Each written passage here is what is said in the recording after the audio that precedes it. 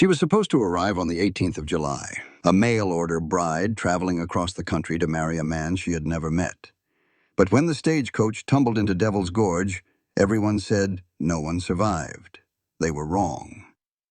What nobody knew was that Clara Bennett was already running from something far more terrifying than a stagecoach crash. Her dead husband's brother had tracked her across 3,000 miles. He caused that accident. And now, with 2 shattered legs and no weapon, she had a choice.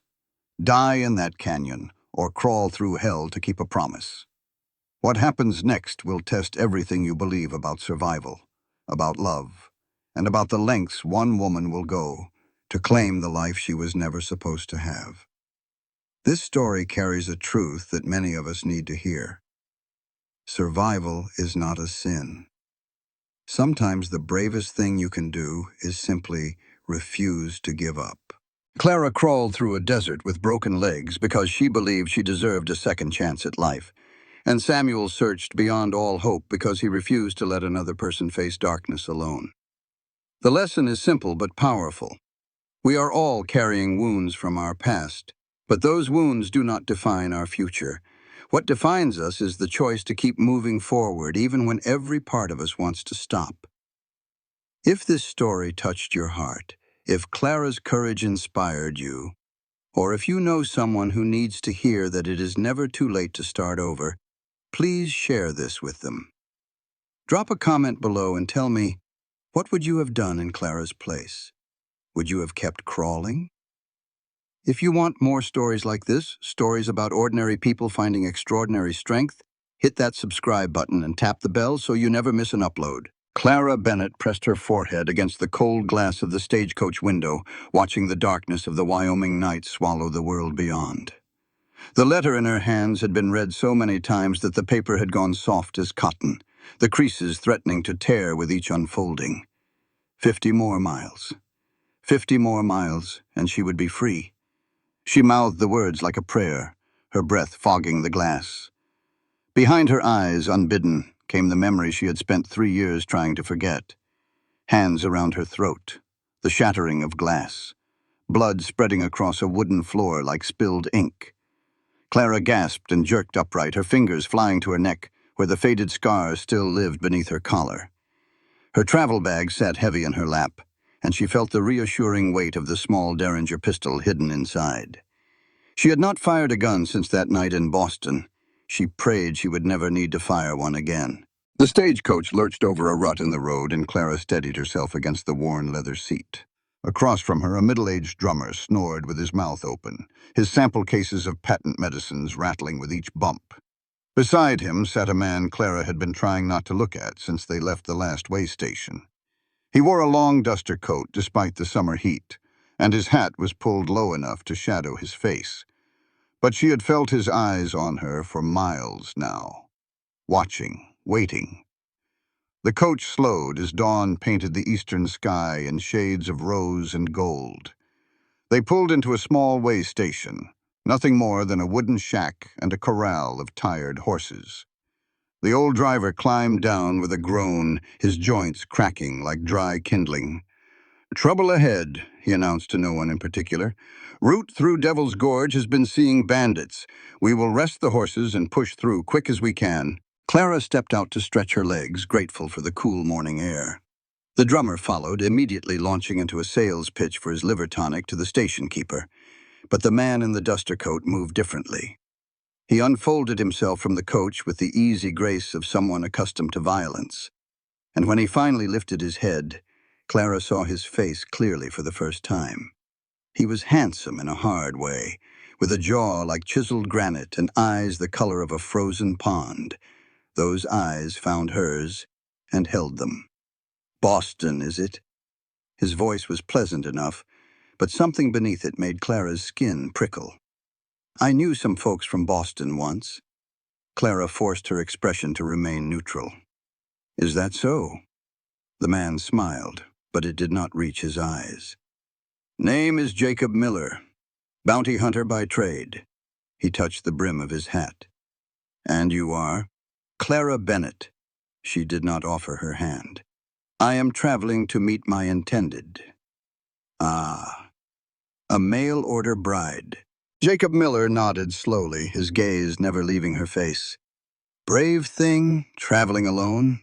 Dangerous country out here, all sorts of predators. Clara's heart hammered against her ribs, but she kept her voice steady. I can take care of myself, Mr. Miller. I am sure you can. He leaned against the coach, casual as a cat watching a mouse. Say, did you hear about that famous case back in Boston? The woman who killed her husband? He let the words hang in the air like smoke. Quite the scandal, I heard. They say she stabbed him right through the heart. Clara's hands trembled, but she clasped them behind her back where he could not see. I do not follow society gossip, she said, and turned away before he could see the fear in her eyes. 200 miles to the north, Samuel Thornton stood on the warped wooden platform of the Clearwater Depot, watching an empty horizon where his future should have arrived. Papa. The small voice came from behind him. Rosie had been sitting on the bench for hours, her dark braids wilted in the heat, her small hands folded in her lap. The stage was supposed to come yesterday. I know, little bird. And the day before. I know that too. Samuel did not turn around. If he looked at his daughter right now, he would see hope dying by degrees in her eyes, and he had seen enough of that to last a lifetime. The memory came unbidden, coming home 3 years ago to find Rosie standing frozen outside the barn door, her eyes fixed on something inside. The shape of Mary's body hanging from the rafters, still swaying slightly in the draft. Samuel had told everyone it was cholera. Cholera took her and Thomas both, he said. And people believed him because people needed to believe such things. But Rosie had been standing there. Rosie had seen. The station master emerged from the telegraph office, his face grave. Mr. Thornton? Got a wire from the junction. Samuel's hand found Rosie's shoulder. She had risen from the bench and pressed close to his side the way she did whenever bad news approached.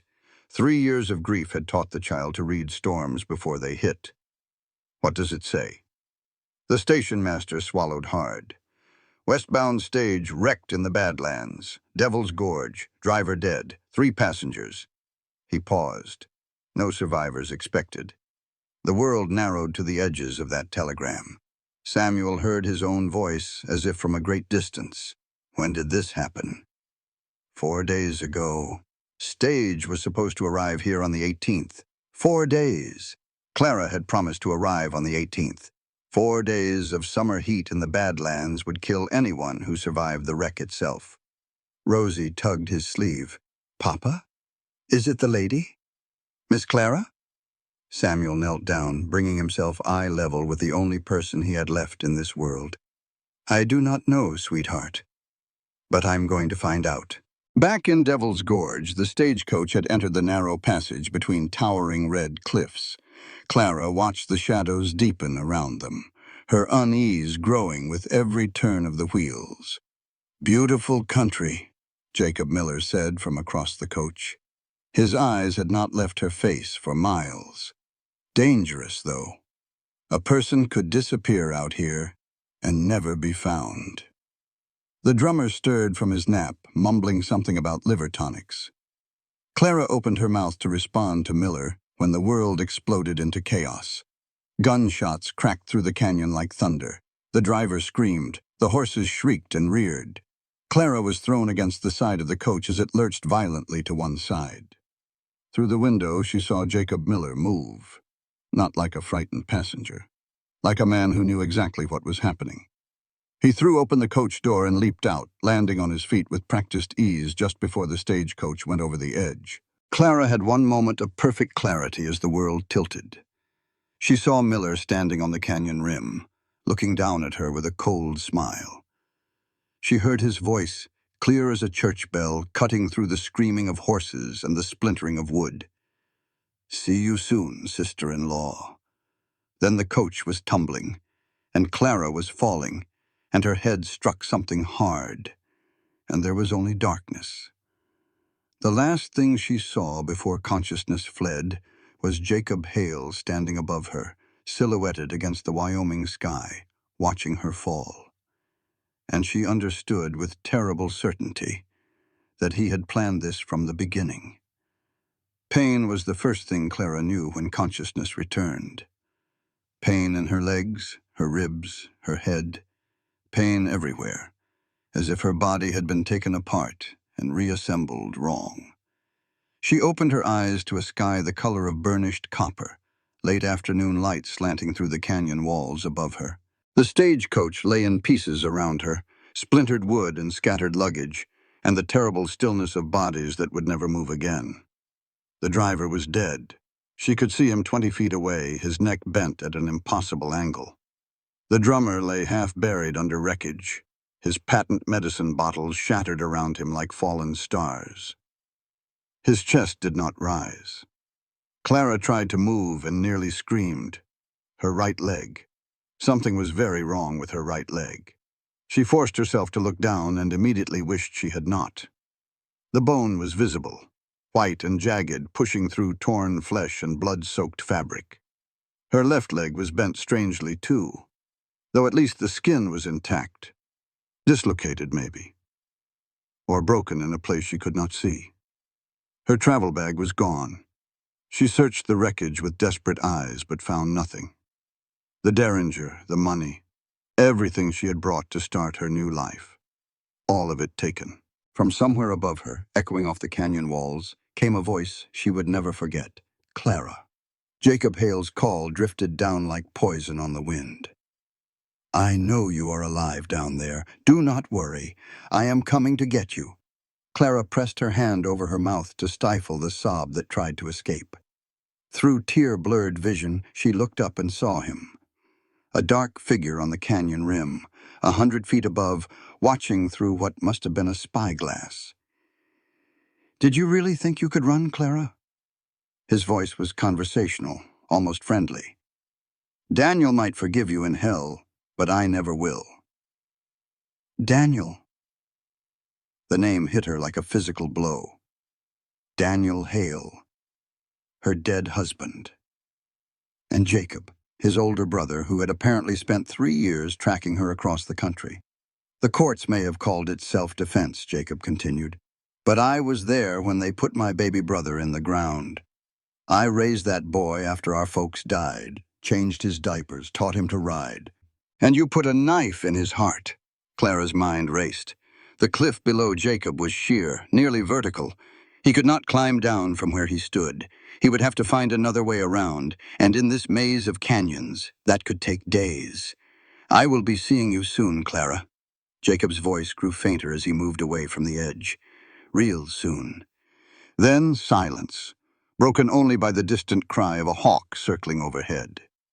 Clara lay still for a long moment, fighting the urge to simply close her eyes and let go. It would be easy. So easy to just stop fighting, to let the desert and the heat and the blood loss do what Jacob Hale had failed to finish. But then she thought of Samuel Thornton, a man she had never met, who had written her letters full of quiet hope and careful longing. A man with a daughter who needed a mother. A man who was waiting for her right now, wondering why she had not come. She had made a promise, and Clara Bennett did not break her promises. Move or die, she whispered to herself. Those are the only choices. She began to search the wreckage around her, dragging herself with her arms, biting back screams with every movement. She found a plank of wood from the coach wall, a strip of leather from the driver's harness, a flask of water that had somehow survived the fall. The splinting of her own leg was the worst thing she had ever done. She used the wood and leather to immobilize the broken bone, stuffing a wad of fabric into her mouth to muffle her screams. By the time she finished, she was shaking so badly she could barely see, and the sun had moved noticeably across the sky. But she could move now, not walk. Walking was impossible with 2 ruined legs, but she could crawl. Somewhere to the north, she could hear the faint sound of running water. A creek, maybe, or a spring. North was the direction of clear water. North was where Samuel waited. North was the only direction that mattered. Clara began to pull herself across the canyon floor, inch by agonizing inch, leaving a trail of blood in the red Wyoming dirt behind her. Night came, and with it came the cold. Clara found a shallow cave in the canyon wall, barely more than an overhang of rock, and dragged herself inside. Her body burned with the beginnings of fever, and her mind kept slipping sideways into memories she had spent years trying to bury. Daniel Hale had been charming when she met him, handsome and wealthy and full of promises. She had been 29 years old, already considered a spinster by Boston society, and grateful that any man would want her. She should have known, should have seen the cruelty beneath the charm, the possessiveness beneath the attention. But by the time she understood what he really was, it was too late. She was his wife, his property, under the law. 3 years of marriage. 3 years of broken bones and split lips and apologies that meant nothing. 3 years of being told she was worthless, stupid, lucky that anyone would have her. The night she killed him, he had come home drunk. She had looked at another man, he said, smiled at the baker's son when she bought bread that morning. Whore, he called her, and worse. And then his hands were around her throat, squeezing, and she could not breathe, and her vision was going dark. She did not remember reaching for the knife, did not remember the thrust that ended his life. She only remembered sitting beside his body until dawn, feeling nothing at all. Not relief, not grief, just emptiness, vast and cold as the space between stars. The court had called it self-defense. The jury had deliberated for less than an hour. But Boston society had its own verdict, and that verdict was guilty. Guilty of being a woman who fought back. Guilty of surviving. So she had run, changed her name, answered an advertisement for a mail-order bride, and fled as far west as the railroads would take her. And now Daniel's brother had found her anyway.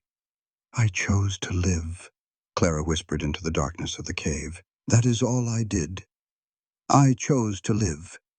She said it again, louder, as if the words could ward off the ghosts that haunted her. "I am not sorry. I would do it again." Somewhere in the distance, a coyote howled. Clara closed her eyes and let the fever pull her down into restless sleep. She woke to footsteps. Her eyes flew open, her heart pounding. Morning light filtered into the cave and someone was approaching. Heavy footsteps, deliberate and slow.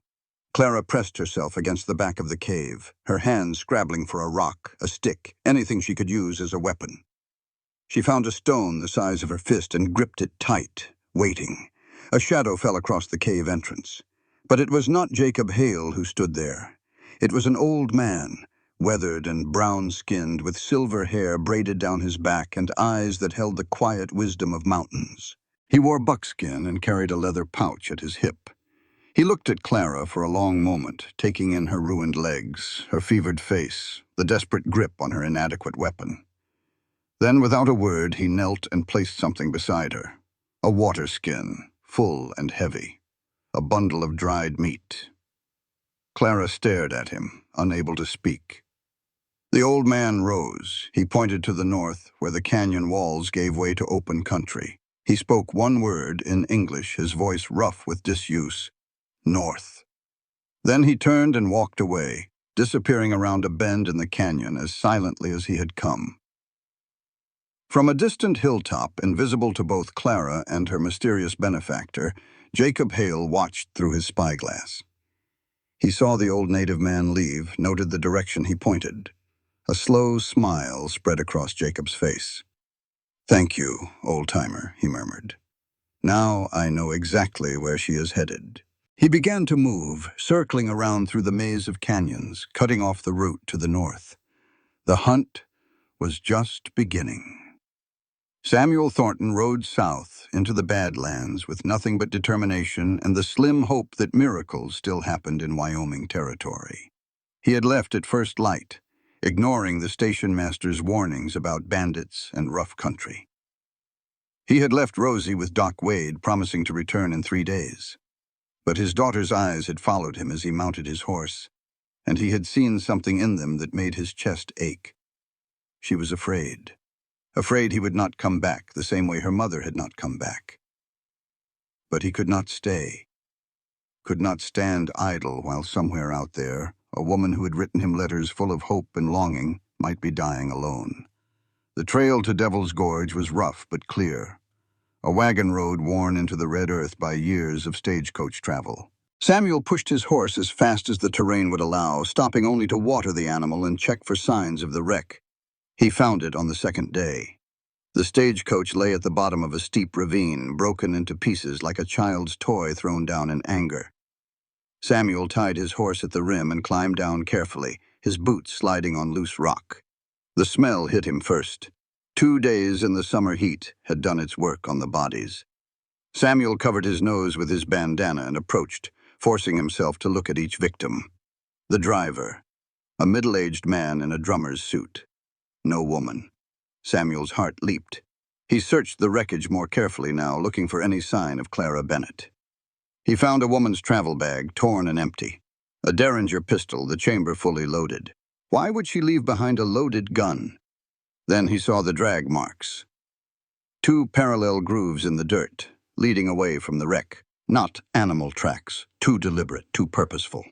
Someone had crawled away from this place, and based on the distance between the grooves, that someone had been pulling themselves with their arms while their legs dragged uselessly behind. Samuel followed the trail. It led north toward Clearwater, weaving between rocks and scrub brush, but never veering from its general direction. Whoever had made these marks knew where they wanted to go. The blood was dry, brown and flaking, at least 2 days old, but the trail was clear, and Samuel Thornton followed it like a man possessed.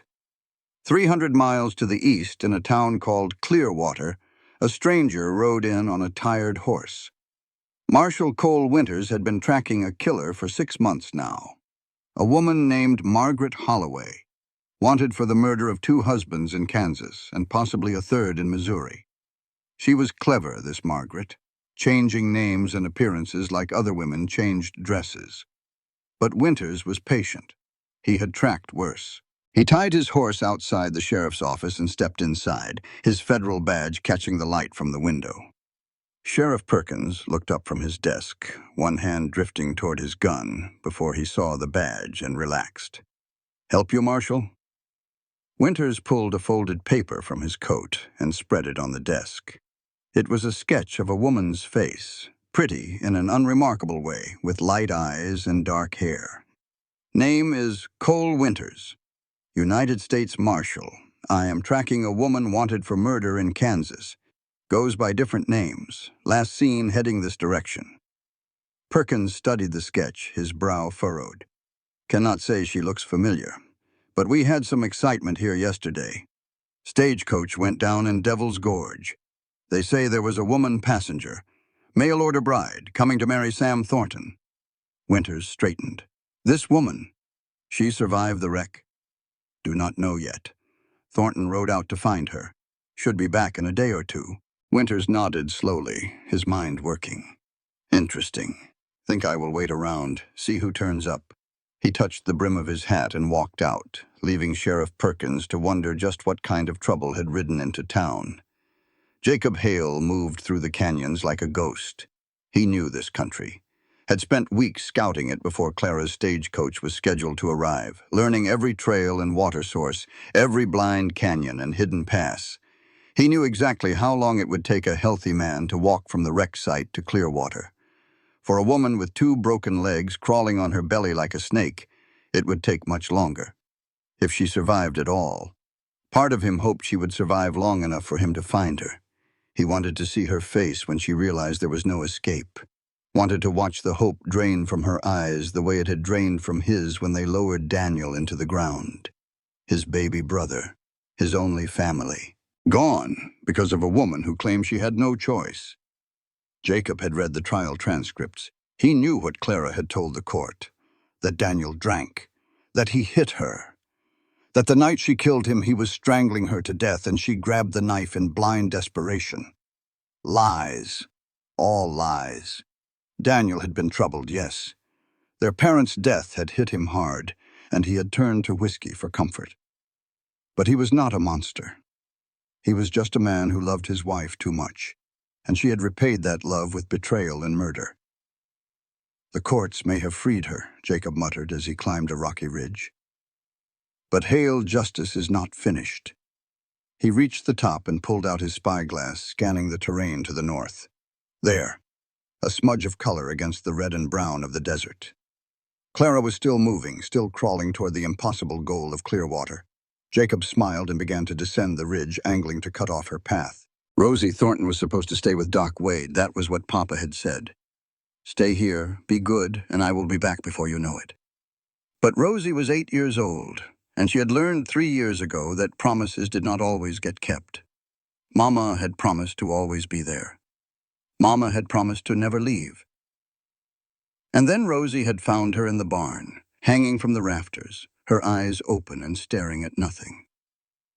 Papa did not know that Rosie had seen. She had never told him, because telling would make him sad, and Papa was already so sad all the time. So she pretended. Pretended she believed the story about cholera. Pretended she did not have nightmares about finding Mama's body. Pretended everything was fine. But now Papa was riding into dangerous country, and what if he did not come back? What if Rosie was left all alone with no one to pretend for? She slipped out of Doc Wade's house just after sunset, when the old man was busy with a patient who had cut his hand on a saw blade. She took the small paint pony from the livery, the gentle one Papa used to teach her to ride. She packed bread and cheese from the kitchen and a canteen of water. Then she rode south, following the trail her father had taken. Clara had lost count of the days. Time had become meaningless, measured only in inches of ground gained, and swallows of water from the skin the old man had given her. Her fever burned hotter each night, and during the day she crawled through a haze of pain and delirium.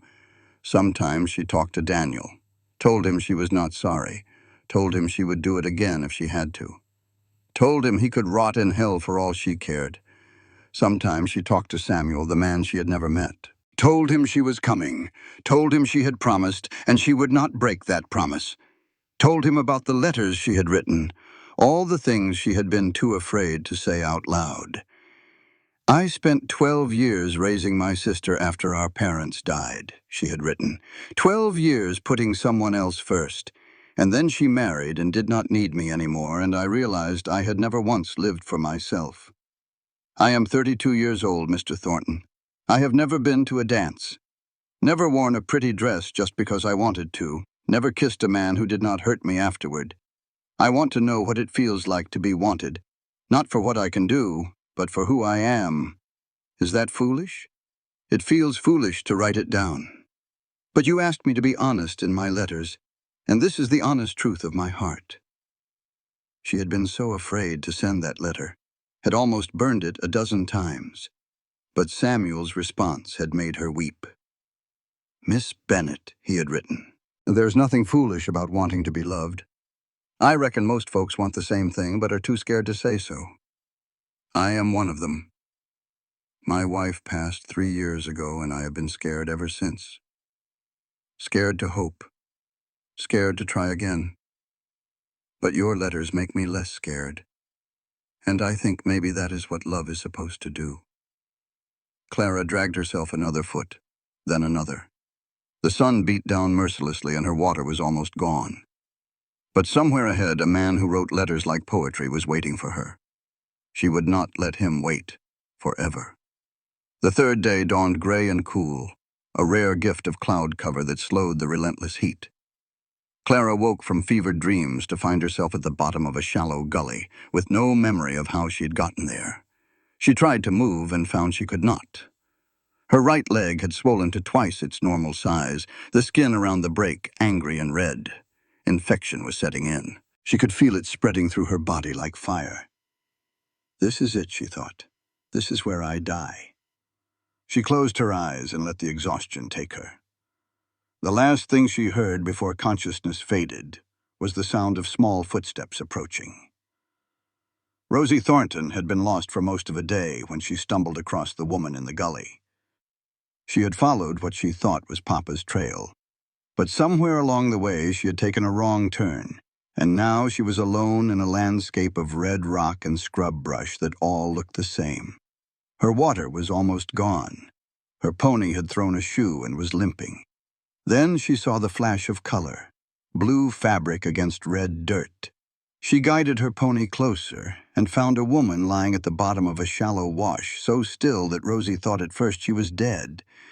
But no, her chest was moving, just barely, and when Rosie climbed down from her pony and knelt beside her, the woman's eyes fluttered open. "Are you Miss Clara?" The woman stared at her with fever-bright eyes. Her face was burned and blistered, her lips cracked and bleeding. Her legs were wrapped in bloody rags, bent at angles that made Rosie's stomach turn. But she was alive, and when she spoke, her voice was stronger than it had any right to be. "I am Clara. Are you Rosie?" Rosie nodded, tears spilling down her cheeks. "I was looking for Papa, but I got lost."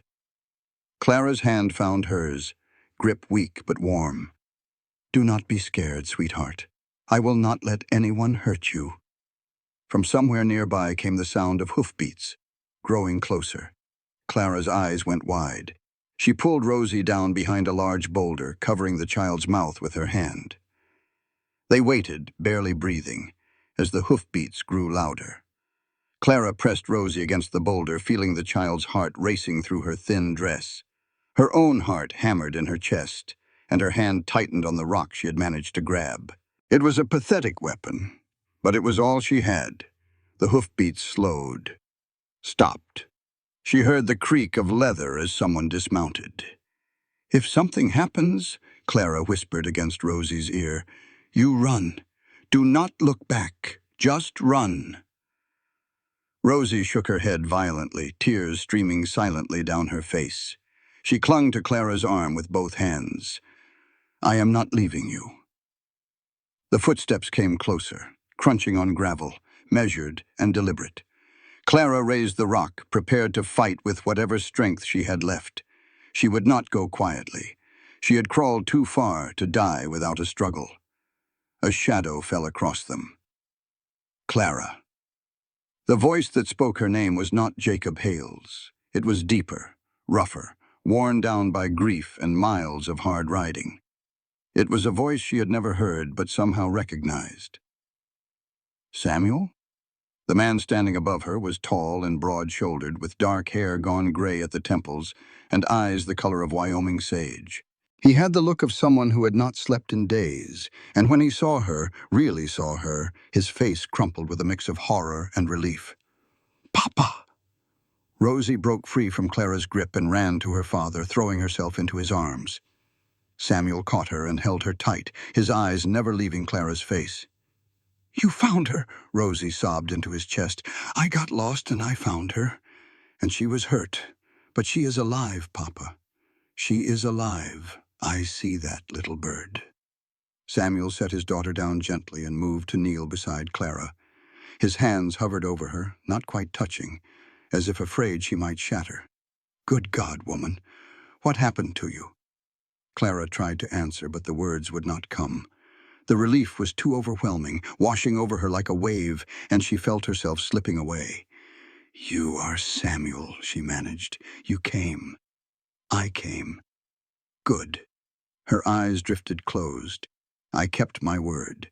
She felt his hand close around hers, strong and warm, and then consciousness finally let go. Samuel worked fast. The years of ranching had taught him how to set broken bones in cattle, how to splint legs and stop bleeding and keep an animal alive long enough to heal. He prayed those skills would translate to the woman lying before him. Her right leg was bad. Very bad. The bone had broken through the skin and the wound had festered, turning angry shades of red and purple. Infection was spreading up her thigh. If a doctor did not see her soon, she would lose the leg, or worse. The left leg was dislocated at the knee, but not broken. Samuel set it back in place as gently as he could, and even unconscious, Clara screamed. The sound tore at something deep in his chest. Rosie stood nearby, watching with wide eyes. She did not flinch, did not cry, just watched her father work, occasionally passing him supplies from his saddlebags when he asked. "How far did she crawl?" Rosie asked when Samuel paused to drink some water. "I do not know." Samuel looked back along the trail Clara had left, the twin furrows in the dirt that stretched toward the south. Miles, maybe. On 2 broken legs. Why did she not stop? Because someone was hunting her. Clara's words from before she passed out echoed in his mind. And because she made a promise. Samuel built a travois from his bedroll in some fallen branches, lashing it together with rope from his pack. He lifted Clara as carefully as he could, settling her onto the makeshift stretcher. She moaned, but did not wake. "Can you ride by yourself?" he asked Rosie. The child nodded, her face set with determination that made her look far older than her 8 years. "Then let us go. We have a long way to Clearwater." They had been traveling for perhaps an hour when Samuel noticed they were being followed. He said nothing to Rosie, not wanting to frighten her more than she already was. But he kept his rifle across his saddle and his eyes on the ridgeline to the east, where he had caught a flash of reflected light. A spyglass, maybe. Or the barrel of a gun. Someone was watching them. Someone who did not want to be seen.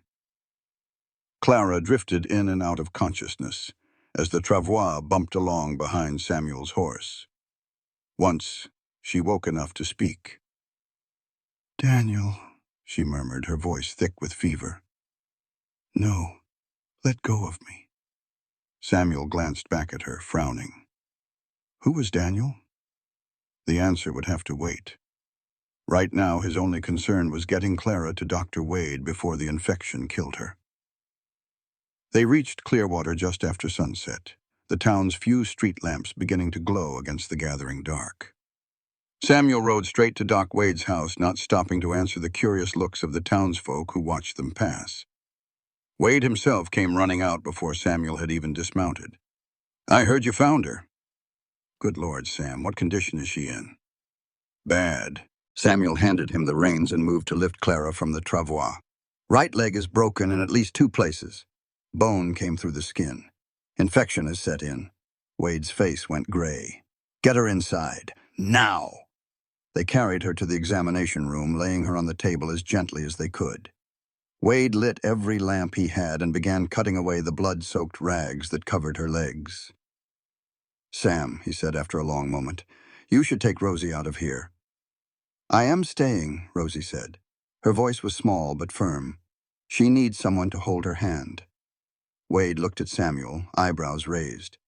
Samuel looked at his daughter, at the steel in her eyes that reminded him so much of her mother on the good days.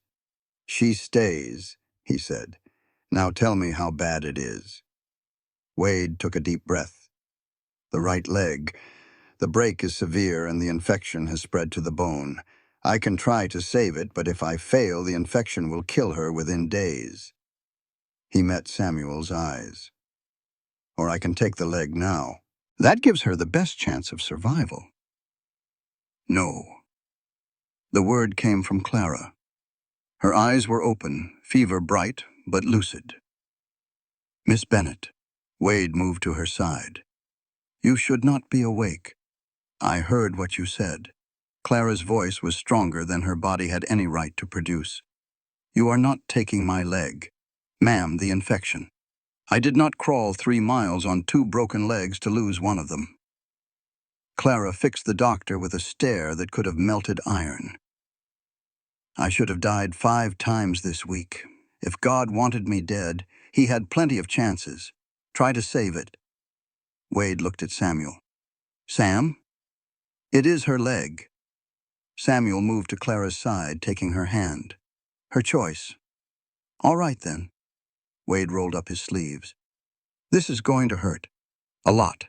I'm going to need whiskey, hot water, and clean bandages, and someone strong to hold her down." "I will hold her," Rosie said. Everyone stared at the 8-year-old girl. "I know how to help," Rosie continued, her chin raised. "I did not know how to help when Mama died, but I can help now. Tell me what to do." Something passed across Samuel's face. A flicker of pain, of recognition. He looked at his daughter as if seeing her for the first time. "All right, little bird, you hold her hand. Do not let go, no matter what. I will not." The surgery took 2 hours. Clara screamed until her voice gave out, then whimpered, then fell silent.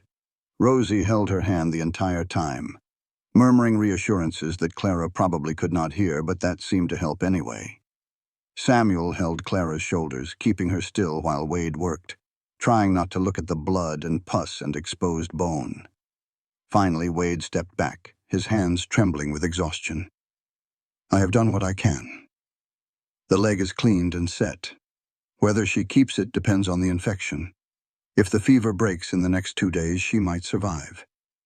If it does not. He did not finish the sentence.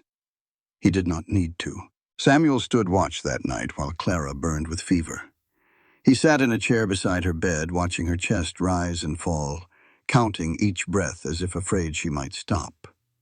Rosie had fallen asleep on a cot in the corner, finally surrendering to exhaustion. The house was quiet, except for the ticking of Wade's mantel clock. Sometime after midnight, Clara's eyes opened. "Samuel, I am here." She turned her head toward him, her gaze unfocused but aware. "You came. You actually came to find me. Told you I would." "Why?" She swallowed, her throat dry. "You did not even know me. I was just a name on a letter." Samuel was quiet for a long moment, choosing his words carefully.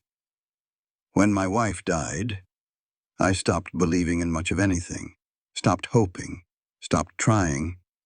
Just got through each day because Rosie needed me to, but there was not anything left inside. Then your first letter came."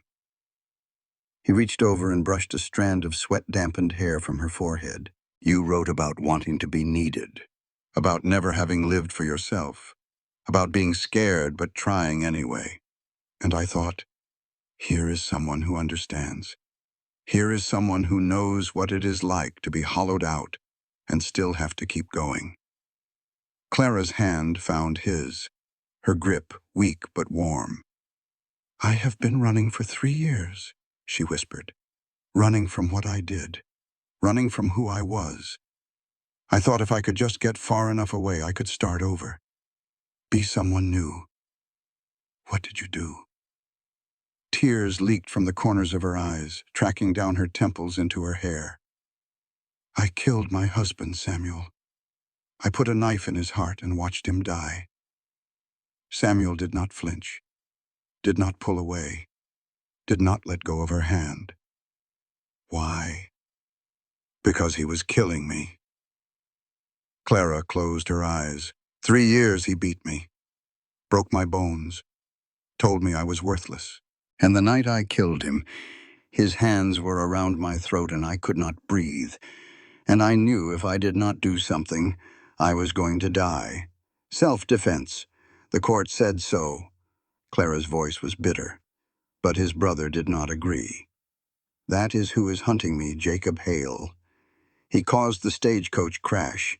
He wants to finish what Daniel started." Samuel absorbed this in silence. Outside, a coyote howled at the moon. "The man at the depot," he said finally. "Fellow who said he survived the crash. Called himself Jacob Miller." Clara's eyes flew open. "You met him?" Shook his hand. Thanked him for his concern. Samuel's jaw tightened. "Did not know I was shaking hands with the man who tried to kill you. He is here? In Clearwater? Staying at the boarding house, far as I know." Samuel stood, his face hard. But not for long. "Samuel." Clara caught his wrist with surprising strength. "Do not go after him. He is dangerous. He planned this for years. He is patient and smart, and he will kill you if you give him the chance. I am not just going to let him walk around free while you are lying here fighting for your life, and I'm not going to let you get killed because of me." Clara pulled him closer, forcing him to meet her eyes. "Please, stay with me tonight. We can figure out what to do about Jacob tomorrow. Just stay." Samuel looked at her for a long moment. The woman who had crawled through hell to keep a promise. The woman who had killed to survive and carried the guilt like a stone around her neck. The woman who was asking him to stay. He sat back down in his chair, his hand finding hers again. "I am not going anywhere," he said. Clara closed her eyes. For the first time in 3 years, the fear that had been her constant companion seemed to ease, just a little. She slept. And outside, standing in the shadows across the street from Doc Wade's house, Jacob Hale watched the lamplight in the window and smiled. Clara's fever broke on the third day. She woke to morning light streaming through the window and the smell of coffee drifting from somewhere nearby. Her body ached in ways she had not known were possible, but the burning fog that had clouded her mind was gone. Doc Wade stood at the foot of her bed, his face slack with disbelief. "Well, I will be damned," he said. "Pardon my language, Miss Bennet. It is Thornton now," Clara murmured. "Or it will be. If he still wants me." Samuel appeared in the doorway, Rosie peeking out from behind his legs. They both looked like they had not slept in days. "Still want you," Samuel said. That was never in question.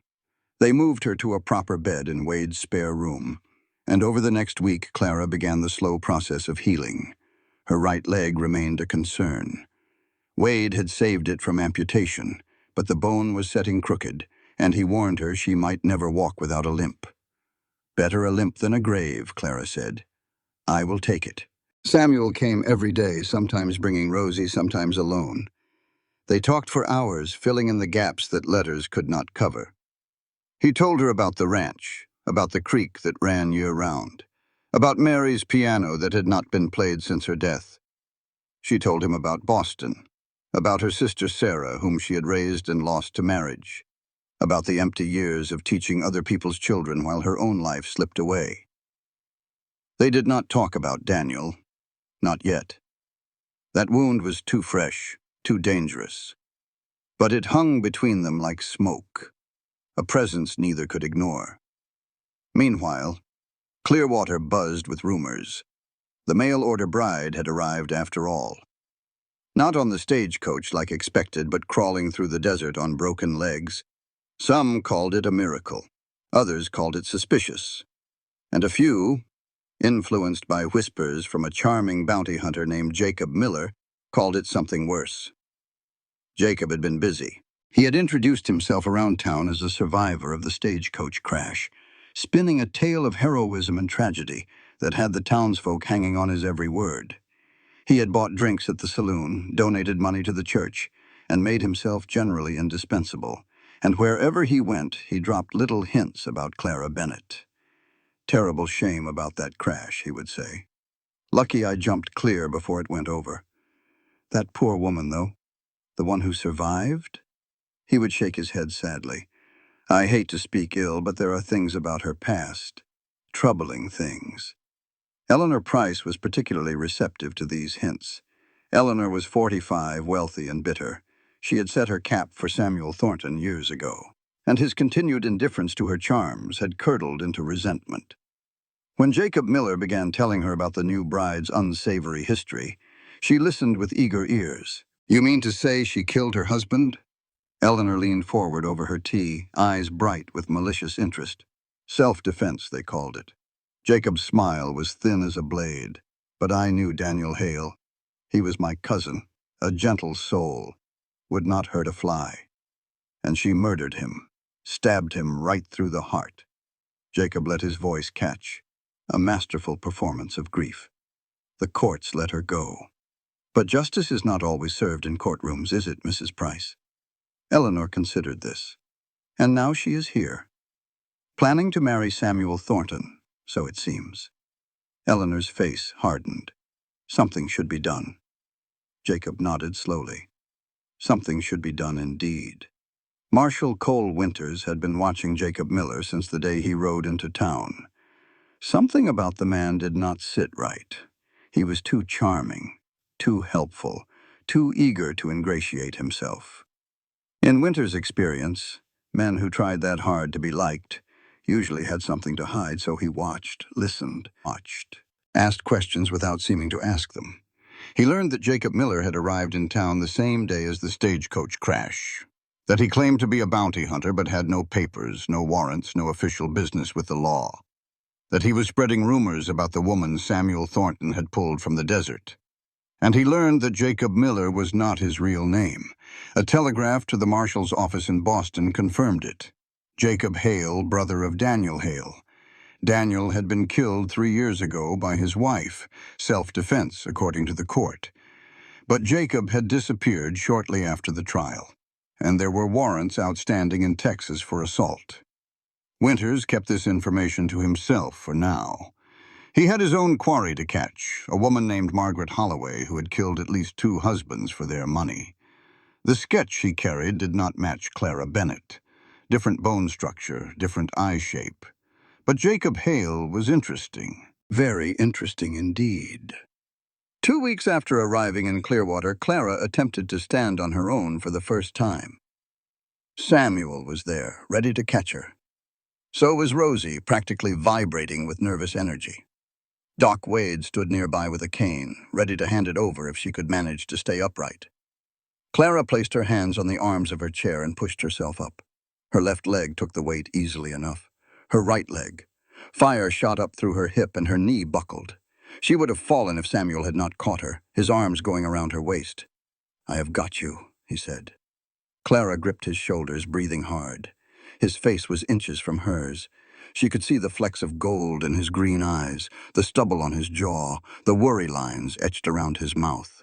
And then his arm shifted, sliding up her back, and his forearm brushed against her throat. Everything stopped.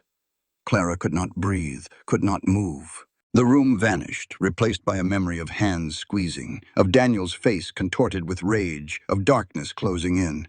She heard herself making a sound, something between a gasp and a whimper. Samuel released her immediately, stepping back with his hands raised. "Clara."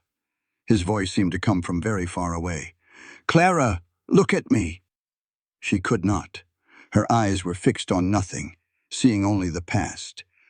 "Clara, you are safe. You are in Clearwater. Daniel is dead. He cannot hurt you."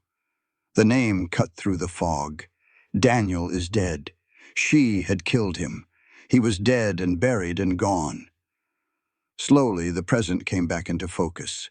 Doc Wade's spare room, the afternoon light through the window. Rosie's frightened face. Samuel standing 3 feet away, his expression a mix of concern and dawning understanding. "I am sorry," Clara whispered. Her whole body was shaking. "I am sorry. When you touched my neck, you do not have to explain. He used to strangle me." Clara forced the words out. "Daniel, when he was angry, his hands around my throat." She touched her collar where a faint scar was visible if you knew to look. "I thought I was over it. I thought." The body remembers what the mind tries to forget. Samuel's voice was gentle. "You got nothing to apologize for." Clara looked at him. This man who should have run screaming from her baggage, her trauma, her broken body and broken past. Instead, he just stood there, patient and steady as a mountain. "How can you want me?" she asked. "How can you want someone so damaged?" "We are all damaged, Clara." Samuel's eyes held hers. "Some of us just hide it better." That night, Clara could not sleep. The panic attack had shaken something loose in her. Memories she had spent 3 years burying. She lay in the dark, staring at the ceiling, watching shadows move. A sound from outside. A creak of wood. Someone on the porch. Clara's heart began to pound. She reached for the cane beside her bed, gripping it like a weapon. The door to her room swung open. Jacob Hale stood in the doorway, silhouetted against the faint light from the hallway. He was smiling. "Did you think you were safe here, Clara?" Clara opened her mouth to scream, but he was across the room before the sound could escape, his hand clamping over her face. "Shh!" His breath was hot against her ear. "I could kill you right now. So easy. Just put a pillow over your face and wait." He pressed harder, cutting off her air. "But that is not what I want." Clara thrashed against him, but her injured legs made it impossible to fight effectively. Stars began to dance at the edges of her vision. "I want you to know," Jacob continued, "that I can reach you any time I want, anywhere you go, anyone who helps you." He released the pressure slightly, letting her gasp for breath. "When I kill you, Clara, you will see me coming. I want you to have time to be afraid." She tried to speak, to scream, to do anything. "Sweet dreams, sister-in-law." He was gone before she could react, slipping out the window like smoke. By the time Doc Wade burst through the door, shotgun in hand, there was no sign anyone had been there at all. "Just a nightmare," Wade said, lowering his weapon. "You were screaming. Must have been a nightmare." Clara stared at the open window, at the curtains stirring in the night breeze. "Yes," she whispered, "a nightmare." But she knew the truth. And she knew that nowhere in Clearwater was safe. Samuel came at first light, alerted by Wade's message. He found Clara sitting up in bed, pale and hollow-eyed, but fully alert. She told him everything. Jacob's visit, his threats, his promise that she would see him coming. Samuel listened without interrupting. When she finished, his jaw was set hard as granite. "You are moving to the ranch," he said. "Today, I can barely walk. Then I will carry you." Samuel stood. "I will not leave you here where he can get to you. My place is defensible. One road in, clear sight lines. And I have guns, lots of guns." "He will come anyway." Clara's voice was small. "He will never stop. Then we will be ready." Samuel moved to the bed, taking her hand. "You are not alone anymore, Clara. Whatever comes, you will not face it alone." Clara looked at him. At the determination in his eyes, the strength in his grip, the stubborn set of his jaw. "Why?" she asked. "Why risk yourself for me?" "Because 3 years ago I let someone I loved face the darkness alone." Samuel's voice caught. "I did not see how bad it was. Did not understand until it was too late." He took a shaky breath. "I am not making that mistake again." Clara felt tears prick her eyes. "Samuel, what happened to Mary?" He was quiet for a long moment. Then slowly, he began to speak. "She did not die of cholera," he said. "That was a lie. I told to protect her memory. And Rosie," he swallowed hard. "Mary. After we lost Thomas, she fell into a darkness I could not reach. I thought she would get better. Thought if I just gave her time." "What happened?" "She asked me not to leave her that night." Samuel's eyes were wet. "Said she was scared. Said she needed me. And I told her I had to check on the herd. Told her she would be fine." Samuel. "When I got home, Rosie was standing outside the barn. Just standing there staring. And inside. You do not have to tell me. She hanged herself." Samuel's voice broke. "My wife hanged herself because I was not there when she needed me, because I did not see, because I was not enough." Clara pulled him close, and he let her. They held each other in the morning light, two broken people finding strength in shared pain. "I will not make that mistake again," Samuel said against her hair. "Whatever you need, whatever you are facing, I will be there." "I know," Clara whispered. "I believe you." Outside, the sun rose over Clearwater, painting the sky in shades of gold and rose, and in a room at the boarding house, Jacob Hale cleaned his knife and waited. The Thornton Ranch sat at the end of a long valley surrounded by rolling hills and bounded on one side by a creek that glittered like silver in the afternoon sun. The cabin was small but well built, with a wide porch and a stone chimney and windows that looked out over miles of open country. Clara saw it for the first time from the back of Samuel's wagon, propped up on blankets with her splinted legs stretched out before her. Despite everything, despite the pain and the fear and the uncertainty, something in her chest unclenched at the sight. It looked like home. Rosie came running out before the wagon had fully stopped, her braids flying behind her. "She is here. She is really here." The child bounced on her heels, practically vibrating with excitement. "I made up the spare room. Put wildflowers on the dresser. The yellow ones from by the creek." "That was very kind, Rosie." Clara managed a smile despite her exhaustion. "I am sure it is lovely." Samuel carried her inside, ignoring her protests that she could manage with a cane. The cabin was simple but clean, with a main room that served as kitchen and parlor, 2 bedrooms off the back, and a loft above. A stone fireplace dominated one wall, and beside it stood a piano, its surface dusty with disuse. "Mary's," Samuel said when he saw Clara looking. "Her mother sent it from St. Louis before we were married. She used to play every evening. He set Clara down gently in a chair by the window. Has not been touched since she died. Clara reached out to touch one of the keys. Dust rose in the afternoon light. Maybe Rosie would like to learn, she said softly, when I am well enough to teach her. You play? My mother taught me, before she died. Clara smiled at the memory. I used to dream of being a concert pianist. Silly, really, but I still love the music. Samuel was quiet for a moment, looking at the piano, at Clara, at the dust motes dancing in the sunlight. Nothing silly about dreams, he said finally.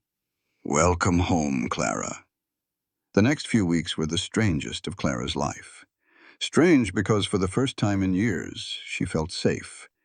The ranch was isolated, yes, and Jacob Hale was still out there somewhere, but the walls around her felt solid, and the man who patrolled them felt even more so. Samuel took shifts watching through the night, rifle across his knees, and during the day he was never far from Clara's side. Strange, too, because she found herself healing. Not just her legs, though those improved daily. Doc Wade visited twice a week, and each time he pronounced himself amazed at her progress. The bone was knitting, the infection was fading. She might walk with a limp, but she would walk. But the deeper healing was happening, too. In the quiet conversations with Samuel after Rosie went to bed. In the afternoons spent teaching the child to read from a book of fairy tales. In the evenings when Samuel would sit beside her on the porch, not touching, not needing to, just being present. Tell me about Boston, he said one night when the stars were thick as spilled sugar overhead. What do you want to know? Everything. Whatever you want to tell me. So Clara told him. About the narrow house where she had grown up, about her parents dying when she was 18 and Sarah only 6, about the years of work and sacrifice to keep her sister fed and clothed and educated. I was a governess, she said, for wealthy families. I raised their children while putting Sarah through school. She paused. When she was 18, she married a merchant from Philadelphia. Good man. Loves her. You raised her and she left. Clara nodded. I spent 12 years making myself indispensable. And then one day, I was not needed anymore. She laughed, but there was no humor in it. I did not know who I was without someone to take care of. Is that why you married Daniel? Partly. Clara stared at the stars. I was 29. A spinster by society's standards. He was handsome and charming and interested. I thought it was my last chance. And he hurt you. Not at first. The first year, he was everything I dreamed of. Attentive, generous, loving. Clara's hands twisted in her lap. Then I lost the first baby. Miscarriage at 4 months. And something changed in him. Samuel reached over and took her hand. She let him. The beating started small, a slap here, a shove there, always with apologies after, always with promises to do better. But it got worse. By the 3rd year, I was covered in bruises more often than not. He broke my arm twice, cracked my ribs, and always, always he told me it was my fault, that I deserved it, that no one else would ever want me. You survived. I killed him. Clara's voice was flat. The night he died, he came home drunk, accused me of looking at another man. He started choking me, and I just knew that this time he was not going to stop. She touched her throat, where the scar hid beneath her collar. I grabbed a knife from the table. I did not even think, just grabbed it and stabbed, and he fell. Self-defense. The court said so. Clara finally looked at Samuel. His face held no judgment, only understanding. But I still killed him. I watched the life drain out of his eyes. And the worst part? She swallowed hard. I was not sad. I was not scared. I was just empty. Because you had been dying for 3 years. Samuel squeezed her hand. He just died faster. Clara blinked. No one had ever put it that way before. You are not a murderer, Clara. Samuel's voice was firm. You are a survivor. There is a difference." She looked at him. This man who had lost his wife to darkness he could not fight, who carried guilt for things that were not his fault, who opened his home to a stranger because she reminded him of his own pain. "I love you," she said. The words surprised them both. Clara felt her cheeks flush. "I am sorry. I should not have. It is too soon." Samuel kissed her. It was gentle, almost hesitant, like he was asking a question he was afraid to hear the answer to. Clara answered by pulling him closer, her hands fisting in his shirt, 3 years of loneliness crashing against the walls she had built around her heart. When they finally broke apart, both of them were trembling. "I love you too," Samuel said. "Been loving you since your first letter. Just took me a while to admit it." Clara laughed, really laughed, for the first time in years. "We are quite a pair," she said, "both of us too scared to hope." Samuel touched her face, his calloused thumb tracing the line of her cheekbone. "Maybe we can be scared together," he said. "Seems easier that way." Rosie found them holding hands on the porch the next morning and broke into a grin that could have lit up the whole valley. "Does this mean you are getting married?" "That depends." Samuel looked at Clara. "Will you have me?" Clara pretended to think about it. "Well, you do have a nice ranch, and a pretty good horse." "What about me?" Rosie demanded. "I am pretty good too. You are the best part of the deal, little bird." Clara opened her arms, and Rosie threw herself into them. "Yes, I will marry you. Both of you." Rosie whooped with joy. Samuel's face split into a smile that took years off his weathered features, and for one perfect moment, none of them remembered that danger was still out there, waiting. But danger had not forgotten them. Back in Clearwater, Jacob Hale was putting the final pieces of his plan into place.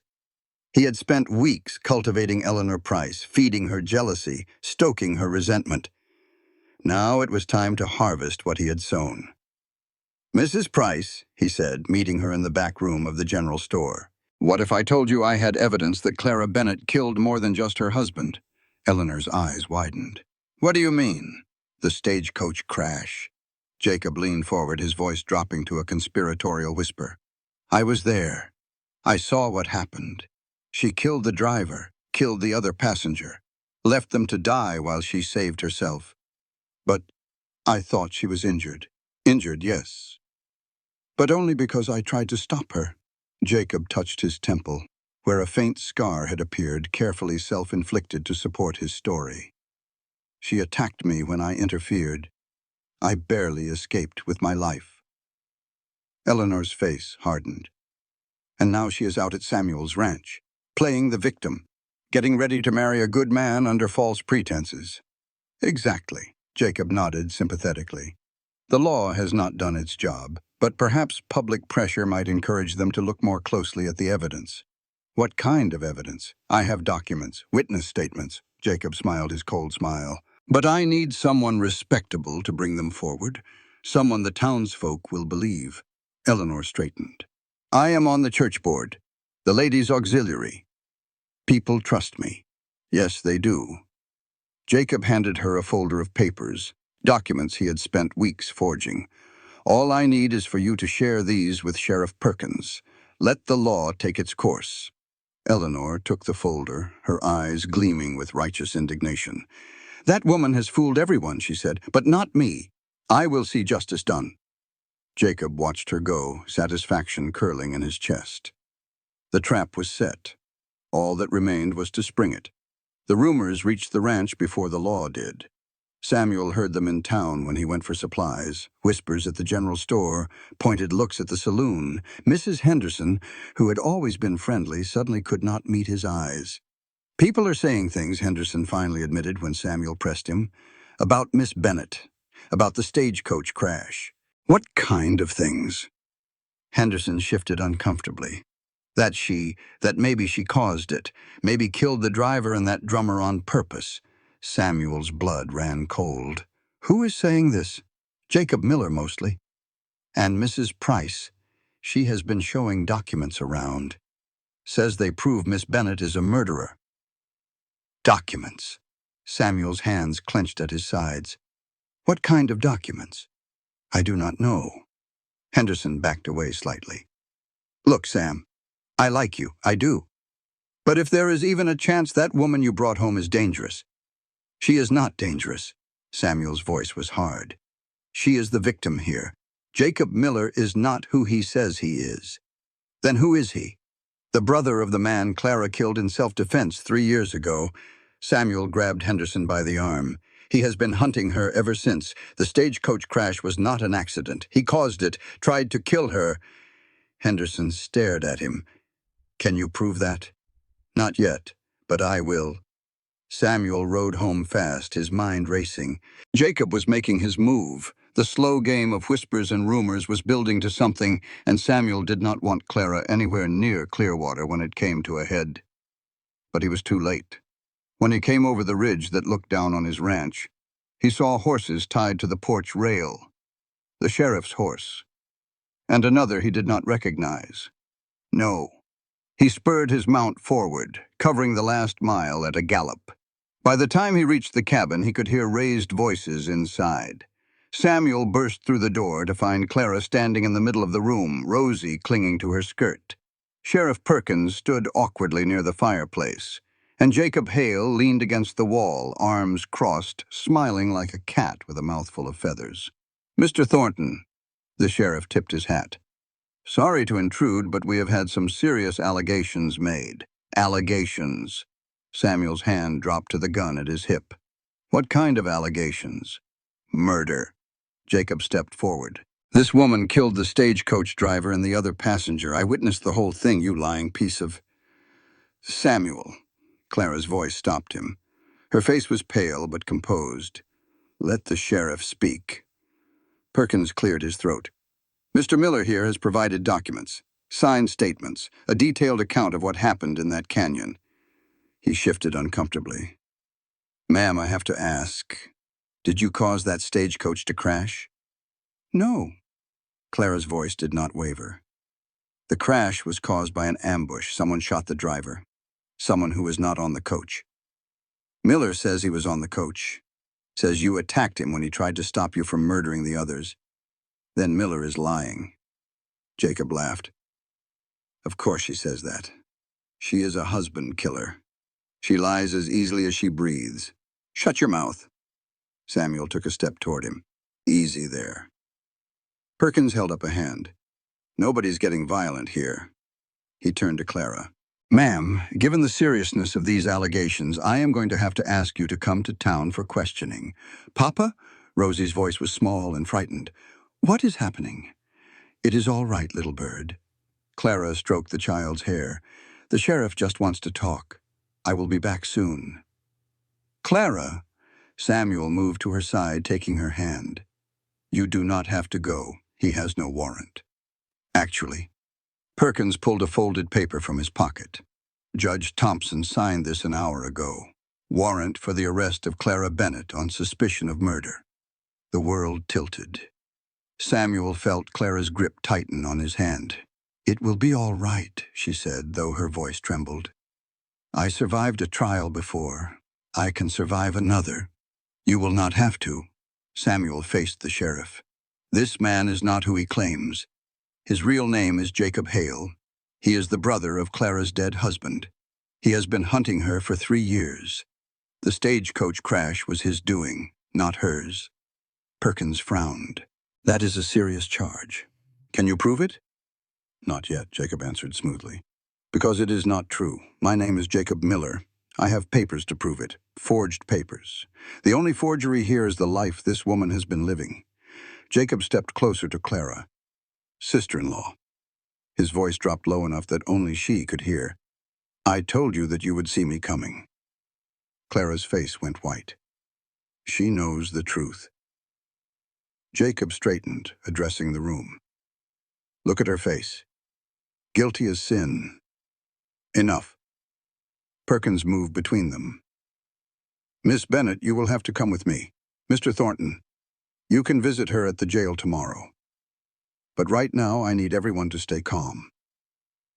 Samuel watched helplessly as the sheriff led Clara to his horse. She looked back once, meeting his eyes.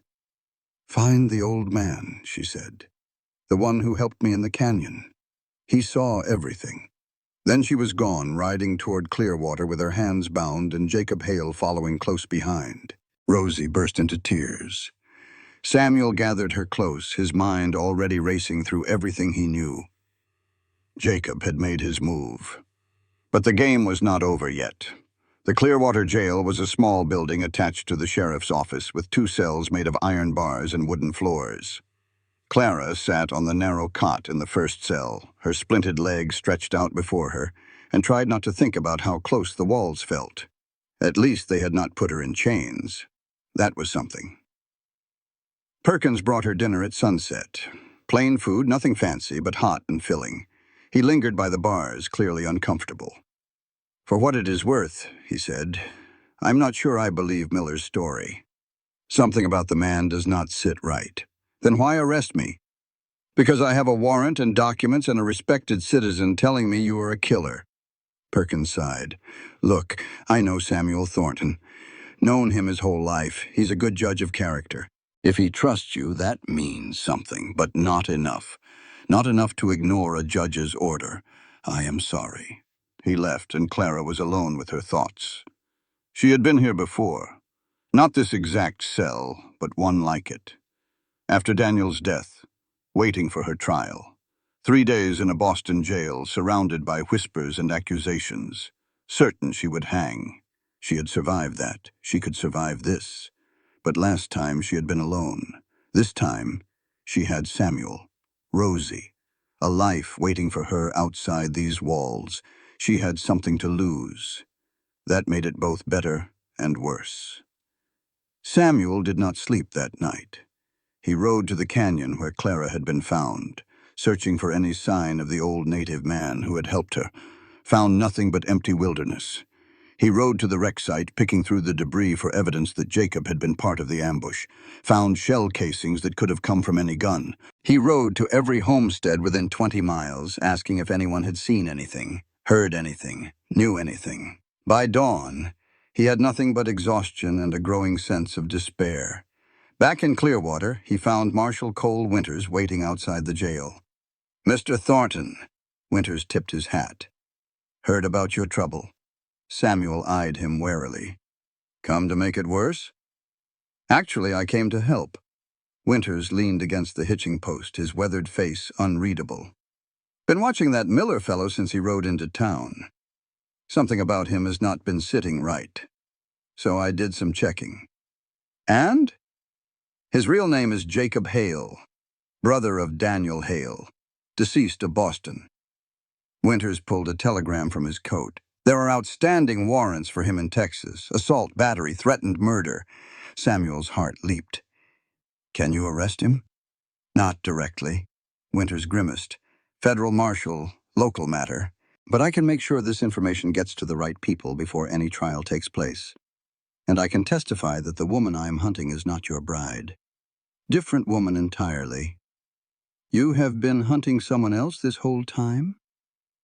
"Margaret Holloway. Killed at least 2 husbands for their money." Winters smiled grimly. "Your Clara is not the murdering type. Wrong bone structure, then help me prove it." Samuel grabbed his arm. "Help me save her." Winters studied him for a long moment. "Got something in mind?" he asked. Samuel smiled for the first time in days. "I just might." The night before the trial, Clara had a visitor. She heard footsteps on the wooden floor and looked up to find Eleanor Price standing outside her cell. The older woman's face was a mask of conflicted emotions. "Mrs. Price." Clara's voice was flat. "Come to gloat?" "No." Eleanor's hands twisted together. "I came too. I do not know why I came. Perhaps to see the monster Jacob Miller described. Perhaps."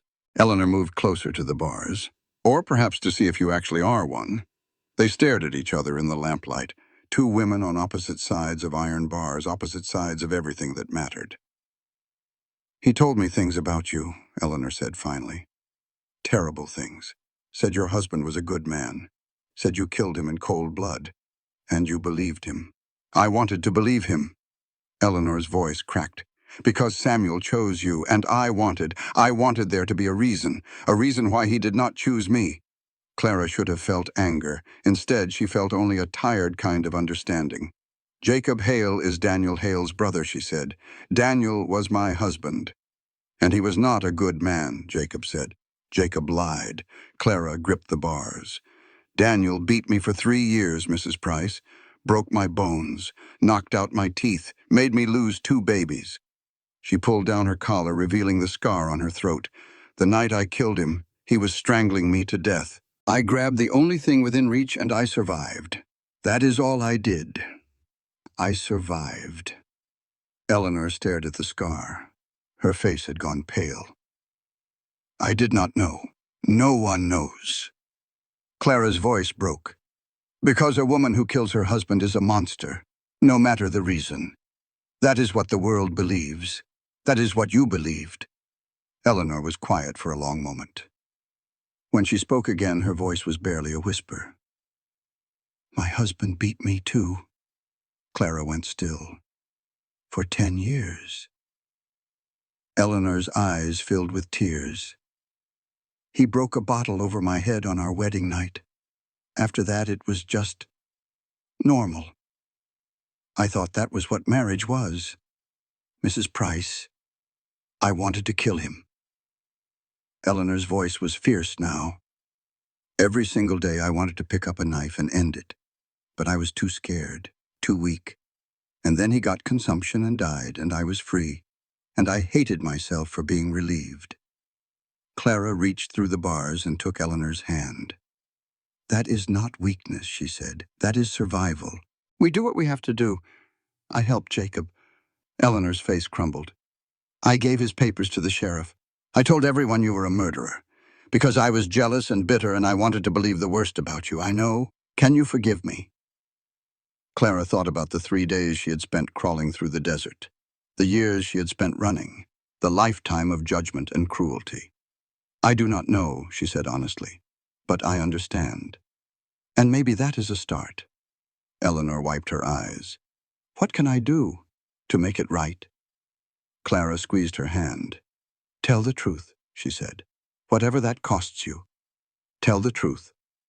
The trial was held in the Clearwater Church, the only building large enough to hold everyone who wanted to watch. Clara sat at a table near the front, her hands folded in her lap, her face composed. Samuel sat behind her with Rosie. Doc Wade was there, and the Hendersons, and what felt like half the town. Jacob Hale sat in the front row, smiling like he had already won.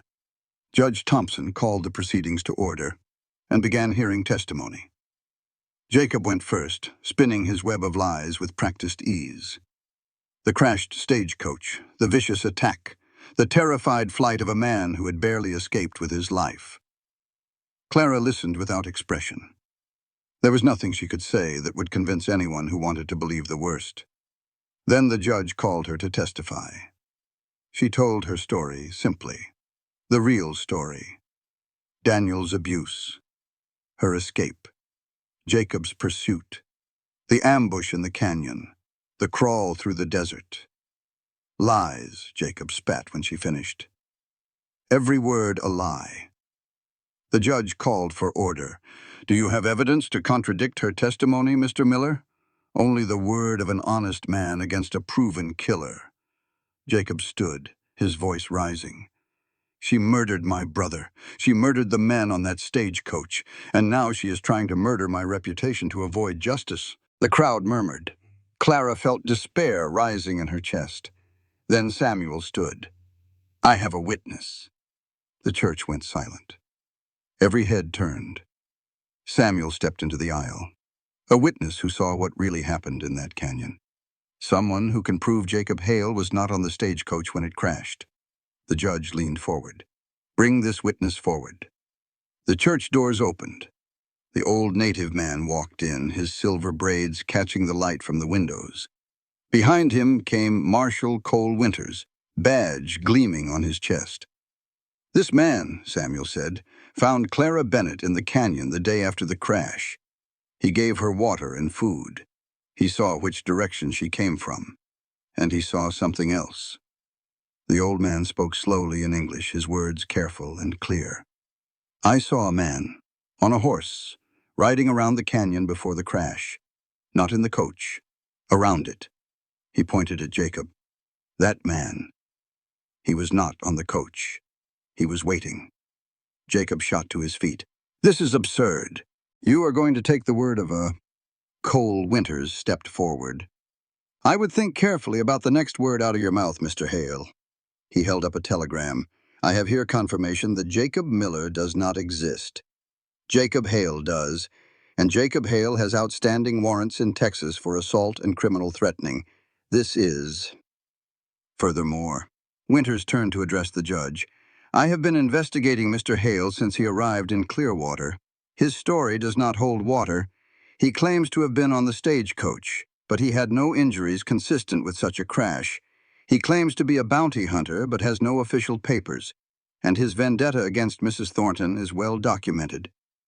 Mrs. Thornton? The judge raised an eyebrow. Samuel stepped forward. We were married yesterday, Your Honor, by Reverend Gray, with Doc Wade and Mrs. Henderson as witnesses. Clara is my wife. A gasp ran through the crowd. Jacob's face contorted with rage. This changes nothing. He took a step towards Clara. She killed my brother. She... I have one more witness, Samuel interrupted. He looked toward the back of the church. Mrs. Price? Eleanor stood on trembling legs. Every eye turned to her.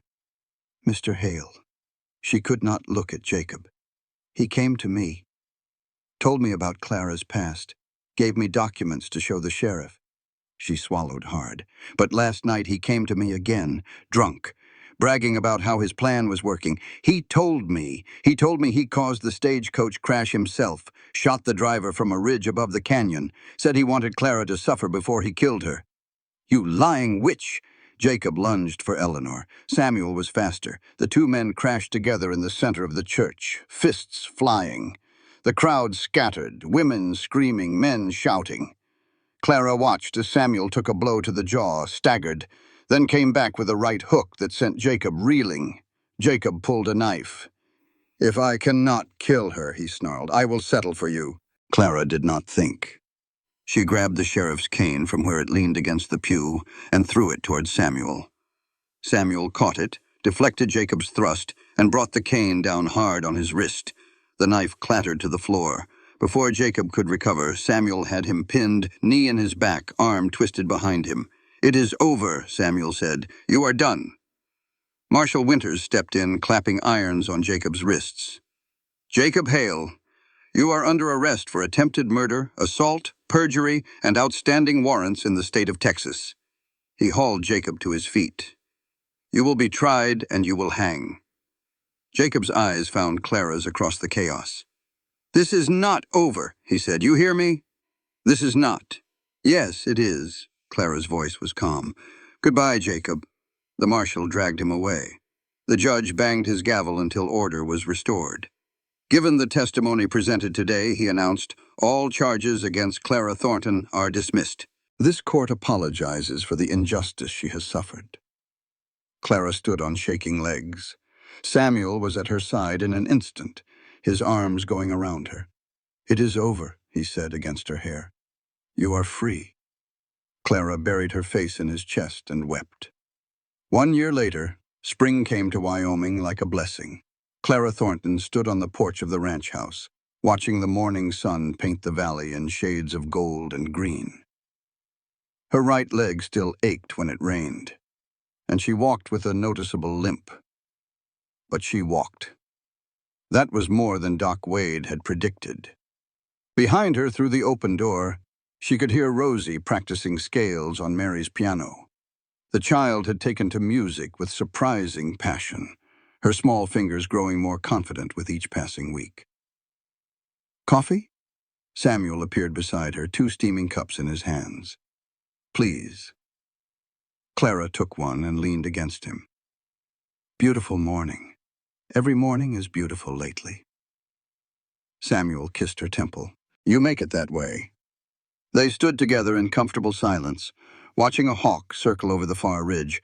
Much had changed in the year since Jacob's arrest. The trial in Texas had been swift and decisive.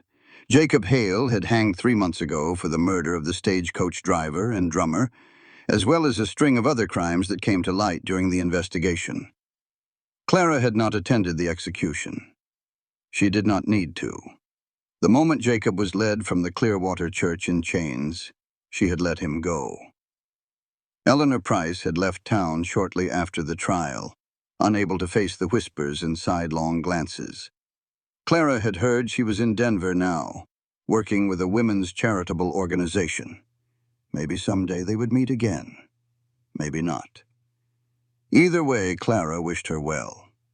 Marshal Winters had eventually found his quarry, the real Margaret Holloway, hiding out in a mining camp near Virginia City. He had stopped by the ranch on his way back east to let Clara know. She had thanked him for his help. He had tipped his hat and ridden away, a man with debts paid and a clear conscience. And Clara herself? She had found something she never expected to find. Peace. The school had been her idea. Clearwater had no proper teacher, and a generation of children was growing up barely able to read their own names.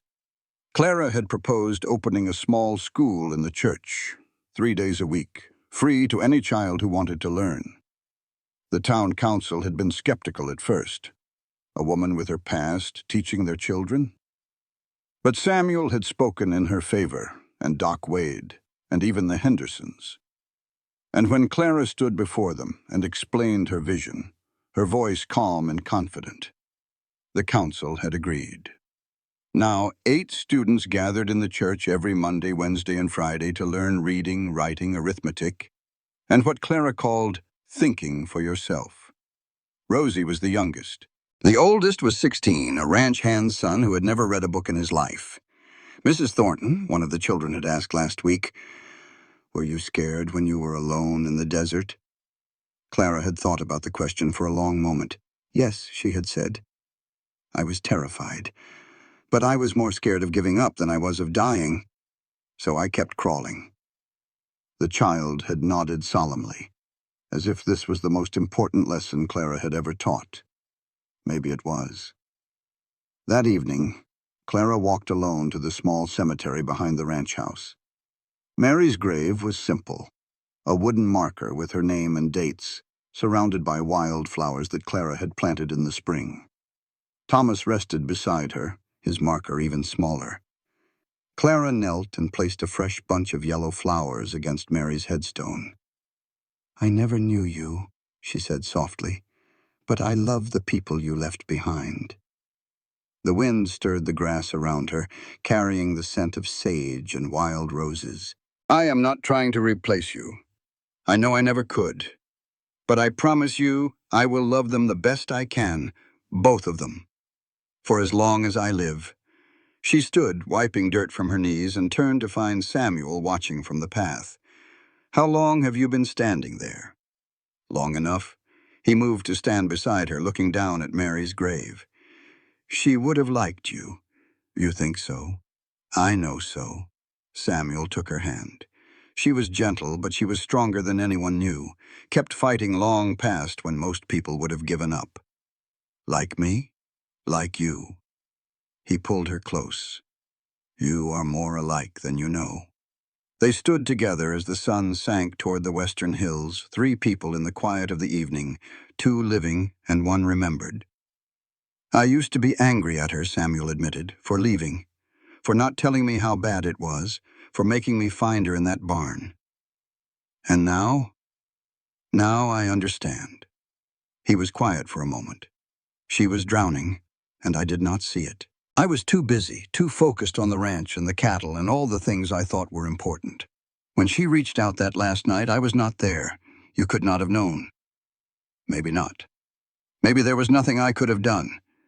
But I will never know for sure." Samuel turned to face her. "That is why I searched for you when the stagecoach went missing. That is why I kept looking when everyone said there was no point. You did not want to make the same mistake twice. I could not let another woman I loved face the darkness alone. Samuel's eyes were wet. Even if I did not know you yet, even if you were just a name on a letter, you deserved someone who would not give up. Clara reached up to touch his face. You found me, and I will keep finding you. Samuel kissed her forehead. Every day, for the rest of our lives. That night, they lay on the hillside behind the cabin, watching stars wheel overhead.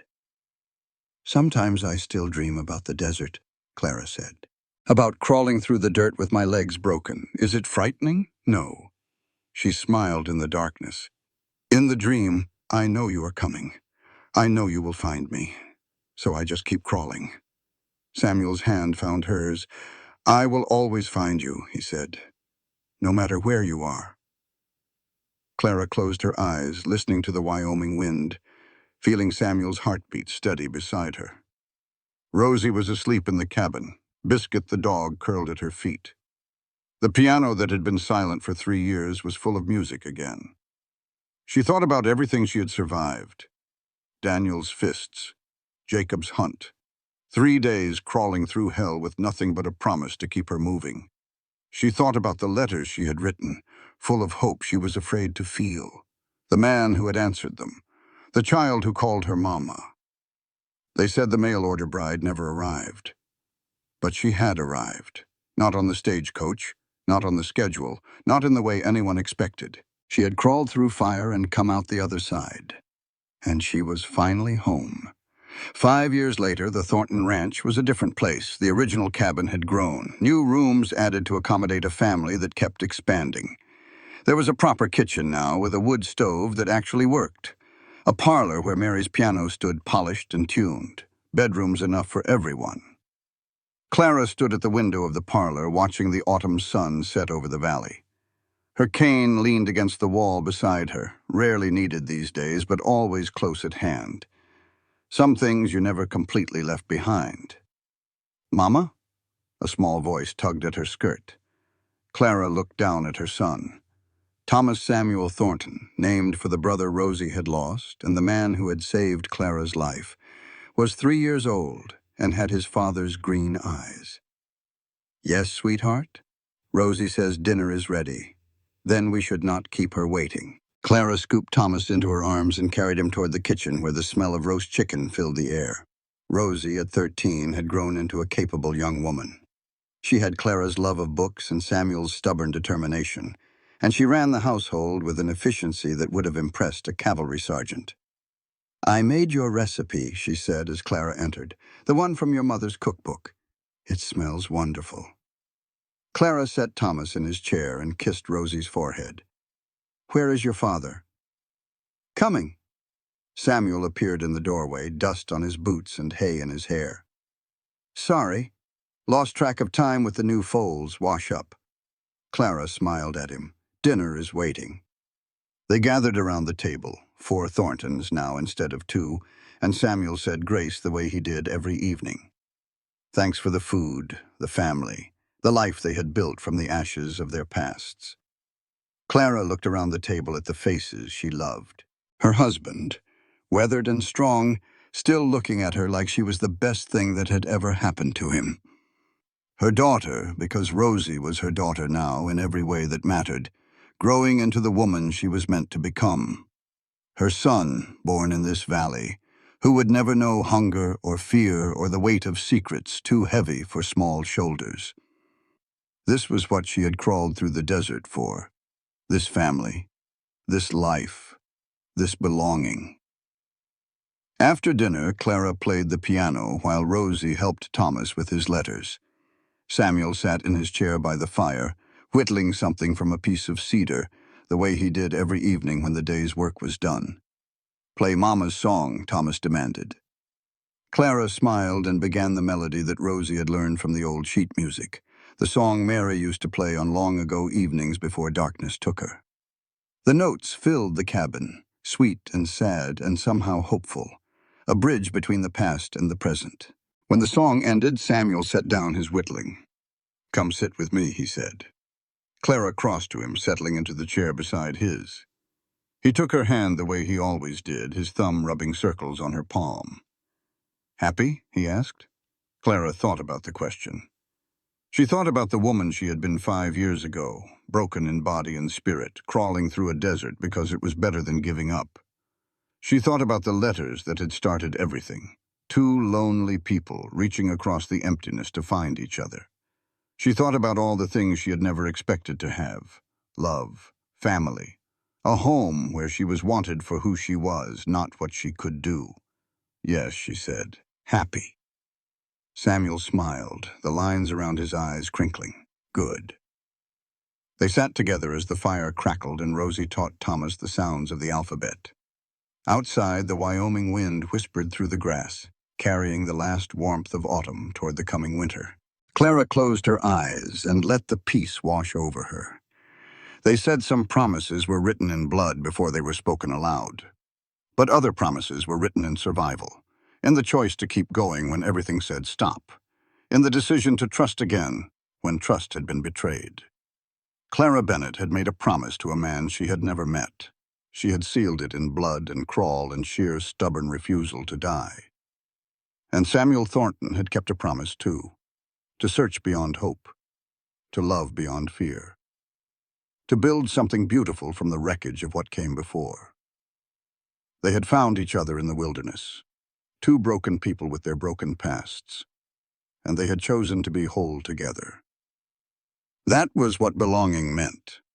Not the absence of scars, but the presence of someone who saw them and stayed anyway. Not the end of fear, but the beginning of courage strong enough to face it. Not perfection, but partnership. Not fairy tale, but better. Real. Clara opened her eyes and looked at her family, gathered in the golden light of the fire, and felt her heart overflow. They called me a killer, she thought. They said I did not deserve to be loved. They said the mail-order bride never arrived. But I arrived. I crawled through hell to get here. And I am never leaving. She squeezed Samuel's hand, and he squeezed back, and that was all that needed to be said. Outside, the first stars were appearing in the darkening sky. Inside, a family was home. This content was carefully researched, developed, and manually edited by our team to deliver meaningful stories with valuable life lessons. Every narrative is crafted to entertain, inspire, and empower our audience. We believe that great stories can change lives, and we are committed to bringing you content that matters. Thank you for being part of our community.